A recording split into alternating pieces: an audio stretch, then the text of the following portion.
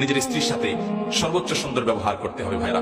আল্লাহ বলেছেন ওয়াশিরুহুন্না বিল মারুফ, তাদের সাথে সুন্দর আচরণ করো। আমাদের অনেক ভাইরা আছেন বাহিরে অনেক ভালো, কাস্টমারের সাথে ভালো, ক্লায়েন্টের সাথে ভালো, পরিচিত অপরিচিত মানুষের সাথে ভালো, কিন্তু নিজের স্ত্রীর সাথে যা তা আচরণ, বদরাগ আছে না নাই? বেচারের উপরে যত রকমের টর্চার, অবিচার, গালমন্দ, বাজে কথা ঘরে ঘরে। অনেক লোক আছে বাহিরে অনেক সভ্য ভদ্র, ওনাকে মানুষ অনেক ভালো জানে, কিন্তু ওনার বউ জানে ওনার চরিত্রের হাল কি, ঠিক না? এই জন্য নবী করিম সাল্লাল্লাহু আলাইহি ওয়াসাল্লাম বলেছেন যে খায়রুকুম খায়রুকুম লিআহলি ওয়া আনা খায়রুকুম লিআহলি। তিনি বলেছেন তোমাদের মধ্যে সবচেয়ে ভালো মানুষ কে? এই মাহফিলের মধ্যে সবচেয়ে ভালো মানুষ কে?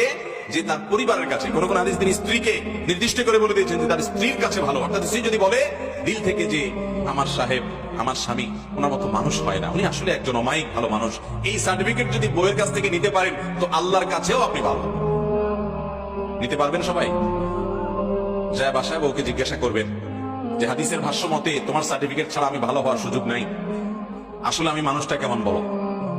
যদি বউ হেসে দেয় পিক করে, তাহলে বুঝবেন যে কাহিনী ভিন্ন। বুঝতে পেরেছেন?